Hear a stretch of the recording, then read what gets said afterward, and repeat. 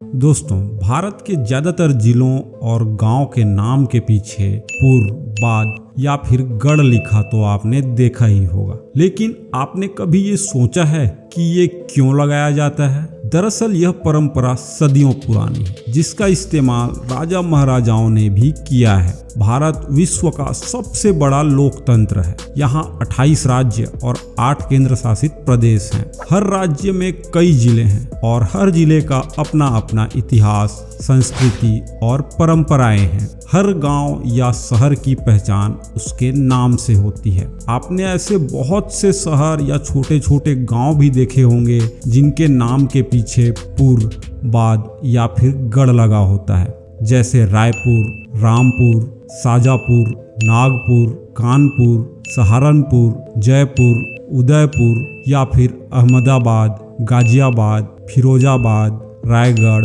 राजगढ़, सारंगढ़ इत्यादि। लेकिन क्या आपने कभी सोचा है कि आखिर शहरों के नाम के अंत में ये पुर, बाद या गढ़ क्यों लगाया जाता है? अगर नहीं तो आइए हम आपको बताते हैं कि शहरों और गांवों के नाम के पीछे पुर, बाद और गढ़ लगाने की असली वजह क्या है। सबसे पहले बात करते हैं दोस्तों पुर की। आपको बता दें कि पुर एक प्राचीन संस्कृत का शब्द है, जिसका उल्लेख ऋग्वेद में भी किया गया है, जिसका अर्थ होता है किला। यहाँ तक कि पुराने समय में कोई राजा अपने राज्य के नाम के पीछे पुर जरूर लगाता था।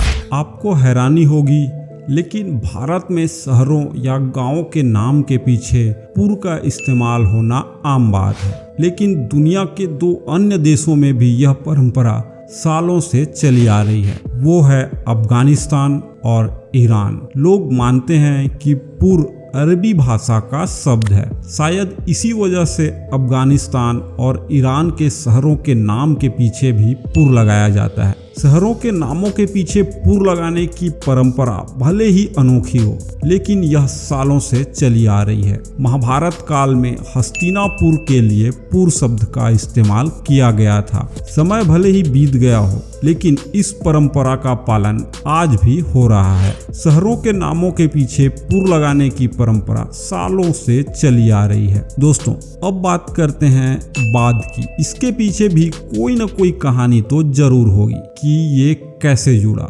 दोस्तों, पुर के अलावा जो शब्द भारत व कई अन्य एशियाई शहरों के नामों में देखा गया है वो है बाद। हैदराबाद, अहमदाबाद, फैजाबाद जैसे भारत के तमाम शहर हों, या पाकिस्तान में इस्लामाबाद, बांग्लादेश में जलालाबाद जैसे शहर। दोस्तों, बाद शब्द आबाद शब्द से बना है। आखिर आबाद शब्द कैसे और क्यों इन नामों के साथ जुड़ा? आबाद शब्द एक फारसी शब्द है। फारसी में आब का मतलब होता है पानी। इस पूरे शब्द का अर्थ है कोई भी गांव, शहर या प्रांत जहां फसल हो सके या वो जगह रहने योग्य हो।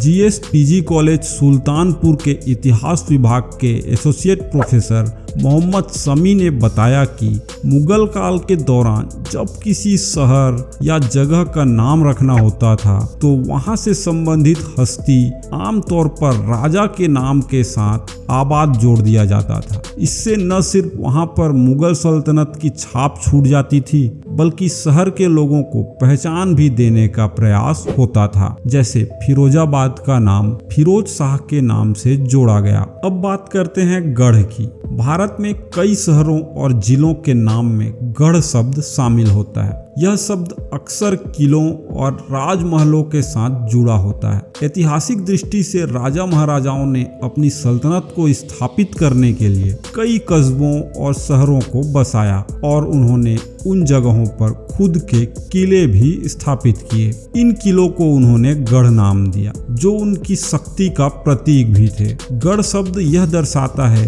कि संबंधित जगह पर किसका किला है। इसी तरह शहरों के नाम में गढ़ शब्द का इस्तेमाल उनके ऐतिहासिक महत्व और राजस्थानी आन बान शान को दर्शाने के लिए किया जाता है। यह एक रोमांटिक और गौरवपूर्ण शब्द है जो हमें उन समयों की याद दिलाता है जब राजपूत राजवंशों ने अपनी शक्ति और गरिमा का प्रदर्शन किया। तो दोस्तों, कैसी लगी आपको ये वीडियो? क्या आपने कभी इनके बारे में सोचा था? हमें कमेंट में जरूर बताइए। मिलते हैं अगले वीडियो में।